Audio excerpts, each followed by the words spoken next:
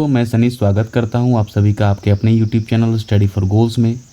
आज मैं आप सभी के लिए लेकर आया हूं आज के मॉक टेस्ट में पूछे गए साइंस से जितने भी प्रश्न थे उन सभी प्रश्नों का एक्सप्लेनेशन। तो आइए बिना देरी किए हुए शुरू करते हैं। देखिए, पहला जो प्रश्न था वो है, आप अपने और दो समय के निर्देशों के बीच शामिल वेग समय ग्राफ के वक्र के तहत क्षेत्र को क्या कहेंगे? It means what would you call the area under the velocity time graph. देखिए, वेलोसिटी टाइम ग्राफ का एरिया जो है वो रिप्रेजेंट क्या करता है? तो इसका जो सही आंसर है वो है ऑप्शन नंबर बी, विस्थापन। कैसे वो निकालते हैं? देखिए, अगर आपके पास एक वेलोसिटी और टाइम का ग्राफ है, ठीक है, हम सिंपल सा एक ग्राफ ले रहे हैं, तो यहाँ से एक टाइम t1 से टाइम t2 के बीच का जो एरिया होगा वो क्या रिप्रेजेंट करेगा? देखिए, एक हम रेक्टेंगुलर फॉर्म में बनाए हैं ये एरिया, और रेक्टेंगुलर फॉर्म में जो एरिया बनाया है तो ये आपका क्या हो जाएगा, यहाँ से यहाँ तक का टाइम और ये यहाँ से यहाँ तक का वेलोसिटी। तो एरिया जो निकालेंगे वो वेलोसिटी इंटू टाइम निकलेगा, और वेलोसिटी क्या होता है? Displacement by time into time. Time से टाइम कैंसिल हो जाएगा, कैंसिल आएगा डिस्प्लेसमेंट। तो इसका सही आंसर क्या हुआ? डिस्प्लेसमेंट।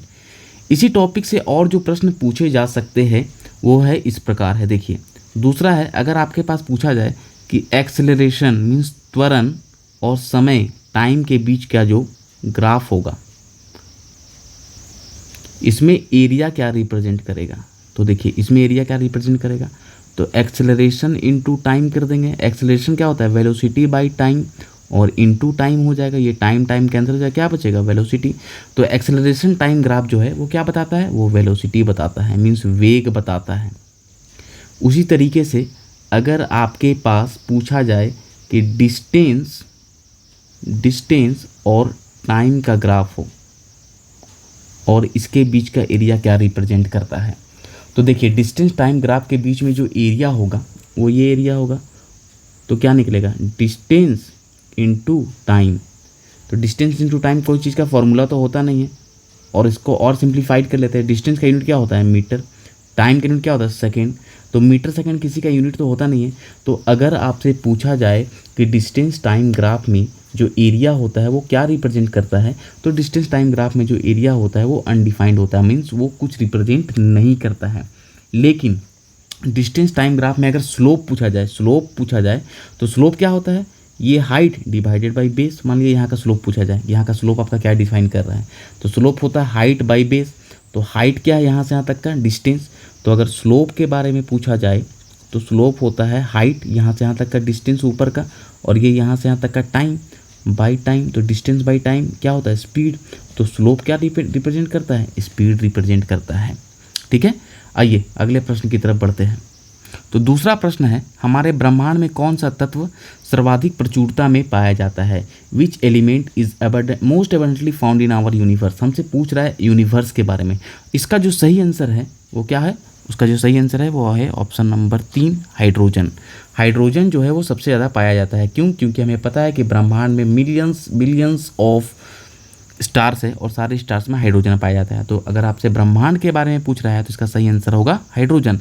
लेकिन अगर आपसे अर्थ के बारे में पूछे कि अर्थ में सबसे ज़्यादा कौन सा एलिमेंट पाया जाता है, तो यहाँ का आंसर होना चाहिए नाइट्रोजन। ठीक है, आइए अगले प्रश्न की तरफ बढ़ते हैं। निम्नलिखित में से कौन सा जीवाश्म ईंधन का परिणाम नहीं है? आपसे प्रश्न को ध्यान से सुनिएगा, नहीं पूछ रहा है कि कौन सा जीवाश्म ईंधन का परिणाम नहीं है। तो देखिए, आपको पता होगा कि एस्फाल्ट, बिटुमिन और पेट्रोलियम, ये सारे के सारे क्या है? ये सारे के सारे पेट्रोलियम से एक्सट्रैक्ट किए जाते हैं। ठीक है, ये सारे के सारे पेट्रोलियम से एक्सट्रैक्ट किए जाते हैं, और पेट्रोलियम एक तरह का क्या है? जीवाश्म ईंधन होता है। क्योंकि पेट्रोलियम जो है वो बहुत लाखों करोड़ों साल पहले जो जीव जंतु पेड़ पौधे मर के दब गए थे उन्हीं से प्राप्त होता है पेट्रोलियम। तो वो जीव के अंश है, मीन्स वो जीवाश्म ईंधन है। तो इसका जो सही आंसर होगा वो होगा जैव भार, डेट इज़ बायोमास। बायोमास क्या होता है? आपको पता है, लकड़ी जो इस्तेमाल करते हैं वो बायोमास है। अगर किसी जीव जंतु का जो वेस्ट यूज करते हैं वो क्या है? बायोमास है। तो ये सारा बायोमास ही होता है। तो इसका सही आंसर होगा ऑप्शन नंबर ए, बायोमास। आइए अगले प्रश्न की तरफ पढ़ते हैं। इनमें से किसी विस्थापन में परिवर्तन की दर कहा गया है? विस्थापन में परिवर्तन की दर means change in displacement by time, विस्थापन में परिवर्तन, मीन्स डिस्प्लेसमेंट बाय टाइम आपसे पूछ रहा है। अगर डिस्प्लेसमेंट पहले पॉइंट ए पर थे, फिर पॉइंट बी पर चले गए, यहाँ पे टाइम t1 था, यहाँ पे टाइम t2 था, मीन्स आपसे पूछ रहा है b minus a by t2 minus t1 that is equals to displacement by time. तो डिस्प्लेसमेंट बाय टाइम आपको क्या बताता है, वो आपको बताता है वेलोसिटी, और वेलोसिटी क्या है, एक वेक्टर क्वांटिटी है। तो इसका सही आंसर होगा ऑप्शन नंबर ए, वेलोसिटी। ठीक है, आइए अगले प्रश्न की तरफ बढ़ते हैं। ब्रह्मांड में सबसे कमजोर बल कौन सा है? ब्रह्मांड में सबसे कमजोर, वीकेस्ट फोर्स, तो दुनिया में जो ब्रह्मांड में जो सबसे कमजोर बल है वो है गुरुत्वाकर्षण बल। और अगर सबसे स्ट्रॉन्गेस्ट बल की बात की जाए, स्ट्रॉन्गेस्ट होता है न्यूक्लियर फोर्स या नाभिकीय बल। ठीक है, आइए अगले प्रश्न की तरफ बढ़ते हैं। निरंतर गति के साथ चलने वाले शरीर का त्वरण कितना होगा? बहुत ही सिंपल सा प्रश्न है। कोई ऑब्जेक्ट जो है वो कांस्टेंट वेलोसिटी से चल रहा है, इसका वेलोसिटी जो है वो कांस्टेंट है।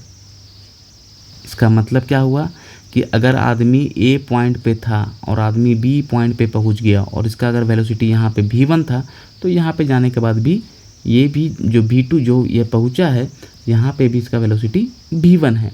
तो आपसे पूछ रहा है एक्सेलरेशन क्या होगा? तो एक्सेलरेशन क्या होता है?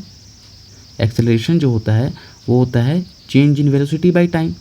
तो change in velocity means v2 minus v1 by t2 minus t1। और आपको पता है कि बाद का वेलोसिटी और पहले का वेलोसिटी दोनों सेम होगा, क्योंकि कांस्टेंट स्पीड से चल रहा है, वेलोसिटी सेम है। तो बाद का वेलोसिटी या पहले का वेलोसिटी सेम है, तो ये क्या हो जाएगा, ये हो जाएगा 0 बाई t2 माइनस t1। तो यहाँ का आंसर जो होगा वो क्या होगा, 0।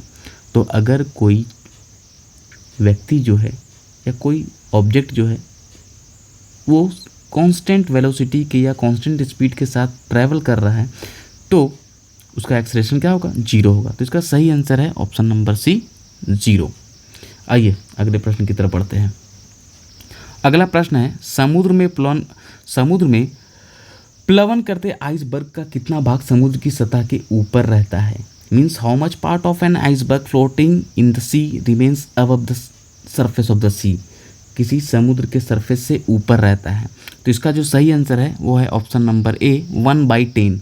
देखिए, अगर कोई समुद्र है और यहाँ पे अगर कोई आइसबर्ग है, आइसबर्ग मीन्स एक बर्फ़ का टुकड़ा, तो ये बर्फ़ अगर ऐसा है तो इसका ये वाला भाग जो होगा वो टोटल भाग का 1/10 भाग समुद्र की सतह से ऊपर रहेगा। और वो क्यों रहता है? वो रहता है डेंसिटी के कारण, क्योंकि आइस का जो डेंसिटी होता है वो होता है 0.92 अप्रॉक्स, एंड सी वाटर का जो डेंसिटी होता है वो होता है 1.12 अप्रॉक्स। ठीक है, तो इसलिए आपका समुद्र के ऊपर जो होता है, जो सिल्ली फ्लो करता रहता है, वो 1/10 पार्ट ही ऊपर रहता है। ठीक है, चलिए आइए अगले प्रश्न की तरफ बढ़ते हैं।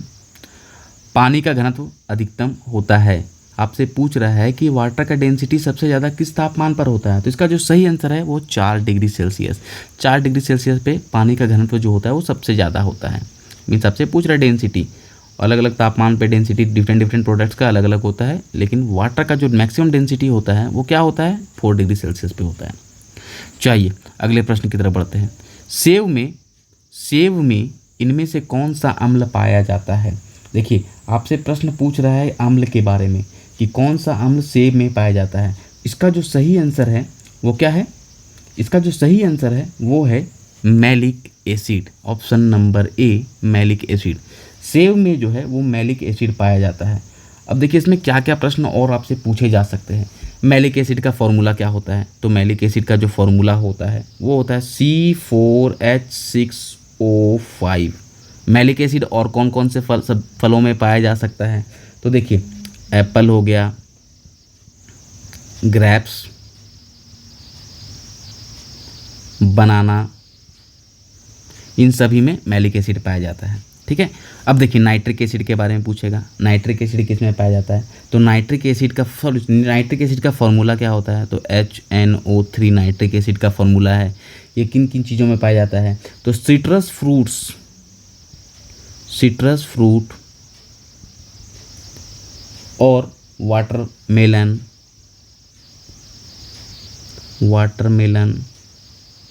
पोमेग्रेनेट, इन सभी में नाइट्रिक एसिड पाया जाता है। फॉर्मिक एसिड का फॉर्मूला क्या होता है? देखिए फॉर्मिक एसिड का जो फॉर्मूला होता है वो होता है HCOOH। ठीक है, और फॉर्मिक एसिड किस में पाया जाता है? देखिए एंट, चींटी जो काटती है, एंट बीज जो काटते हैं उनके बाइट्स में क्या होता है? वो एंट और बीज जो होते हैं वो काटते हैं, उनसे वो फॉर्मिक एसिड छोड़ते हैं। ठीक है, और देखते हैं और क्या था इसमें। एक है सल्फ्यूरिक एसिड। देखिए सल्फ्यूरिक एसिड का फॉर्मूला क्या होता है? सल्फ्यूरिक एसिड का फॉर्मूला होता है H2SO4। और H2SO4 ये क्या है, कहाँ पाया जाता है? हम लोग अगर हम बोलेंगे तो एसिड रेन के लिए रिस्पॉन्सिबल जो होता है वो सल्फ्यूरिक एसिड ही होता है। ठीक है, चलिए अगले प्रश्न की तरफ बढ़ते हैं। कॉपर सल्फेट के विलयन से कॉपर निकालने के लिए प्रयुक्त धातु। अगर आपसे पूछ रहा है कि आपके पास एक कॉपर सल्फेट का विलयन है, कॉपर सल्फेट का एक विलयन है, और आपसे पूछा जा रहा है कि कॉपर सल्फेट के विलयन में से अगर आपको कॉपर को निकालना है तो कौन सा धातु यूज करेंगे? तो इसका जो सही आंसर है वो है फेरस, मीन्स आयरन। देखिए फेरस जो होता है ना वो ज़्यादा एक्टिव होता है या ज़्यादा रिएक्टिव होता है, हाईली रिएक्टिव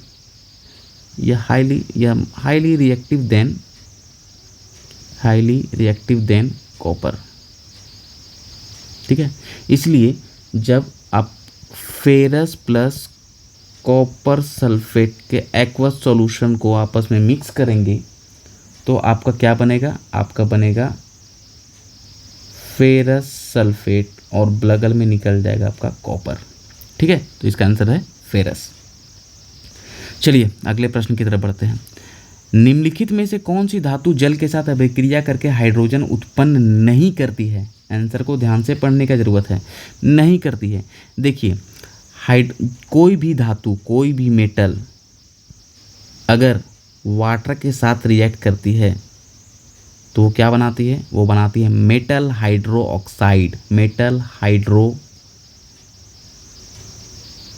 ऑक्साइड और साथ में हाइड्रोजन रिलीज करती है। ठीक है, लेकिन कैडमियम एक ऐसा धातु है जो क्या करता है? जो वाटर के साथ रिएक्ट करता ही नहीं है। इसलिए इस प्रश्न का सही उत्तर होगा ऑप्शन नंबर ए, कैडमियम, क्योंकि कैडमियम जो है वो वाटर के साथ रिएक्शन नहीं करता है। चलिए अगले प्रश्न की तरफ बढ़ते हैं।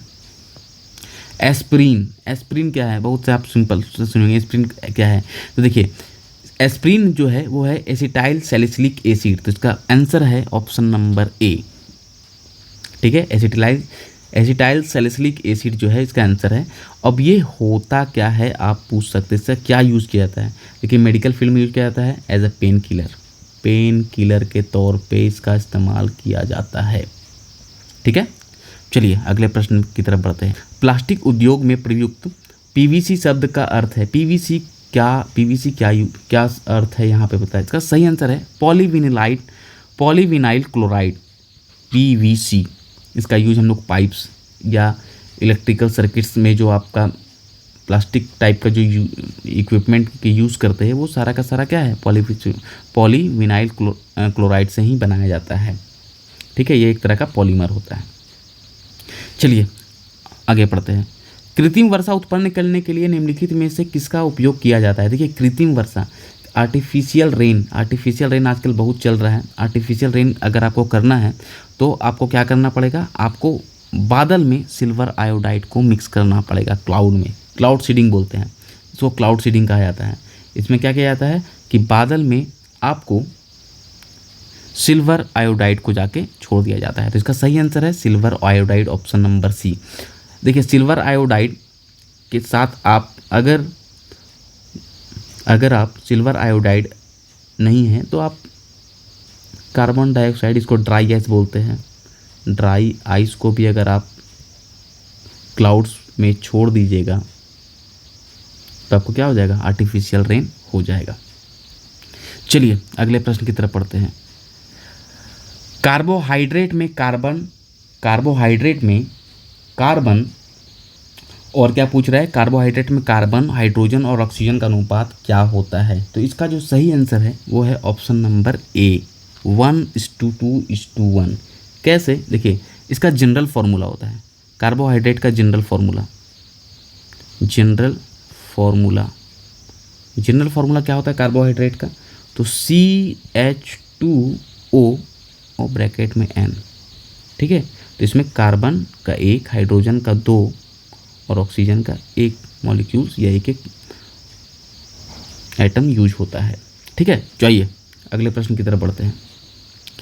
छोटी आंत कितनी लंबी होती है या कितनी मीटर लंबी होती है? तो छोटी आंत की जो लंबाई होती है वो, इसका जो सही आंसर है वो option number C means 7 metre. चलिए अगले प्रश्न की तरफ बढ़ते हैं। निम्नलिखित में से कौन सा मस्तिष्क का एक अपक्षयी विकार या गंभीर स्थिति है जो पागलपन का कारण बनती है, अर्थात मानसिक कार्यों में लगातार क्षय जिसका परिणाम स्मृति लोप एवं असमंजस्य के रूप में होता है? मीन्स आपसे पूछ रहा है कि कौन सा ऐसा डिजीज है जो आपका क्या करता है, एक शॉर्ट टर्म या मेमोरी लॉस हो जाता है, इसमें एक तरह का समझिए पागलपन का शिकार बना देती है। तो इसका जो सही आंसर है वो है अल्जाइमर। देखिए अल्जाइमर में होता क्या है कि अगर आपके ब्रेन सेल्स के अगल बगल में, ठीक है, प्रोटीन्स आ जाते हैं, एक्स्ट्रा प्रोटीन्स, ठीक है, तो इससे आपको अल्जाइमर रोग हो सकता है। चलिए अगले प्रश्न की तरफ बढ़ते हैं। निम्नलिखित में से किस फूल का वानस्पतिक नाम डायंथस है? तो देखिए इस तरह का प्रश्न अक्सर पूछा जाता है, इसलिए आप लोगों को हमेशा मेरा यही राय रहेगा कि जब भी इस तरह के प्रश्न पूछे, इसलिए आप सभी कुछ वनस्पतियों के बायोलॉजिकल नेम को याद करके रखिए। तो इसका जो सही आंसर है वो है ऑप्शन नंबर D, गुलनार, ठीक है। डायंथस जो है वो गुलनार को कहा जाता है।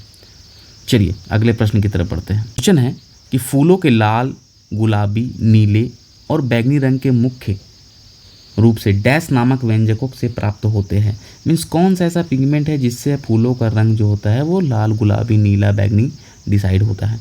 तो इसका जो सही आंसर है वो है एंथोसियासिन, ऑप्शन नंबर D, ठीक है, याद कर लीजिएगा। आइए अगले प्रश्न की तरफ बढ़ते हैं।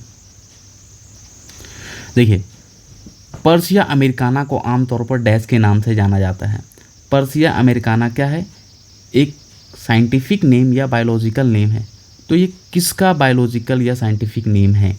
तो इसका जो सही आंसर है वो है avocado, option number A। Avocado को पर्सियाना अमेरिकाना कहा जाता है।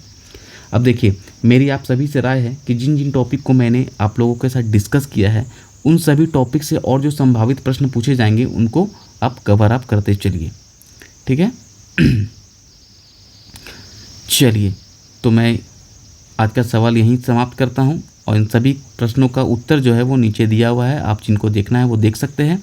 और मेरी यही राय रहेगी आप सभी को कि स्टडी फॉर गोल्स को ऐप को डाउनलोड करें और हमारे साथ मिलकर अच्छे से अच्छी तरीके से अपनी एग्ज़ाम्स की तैयारी को पूरा करें और फ्री मॉक टेस्ट ज़रूर दें।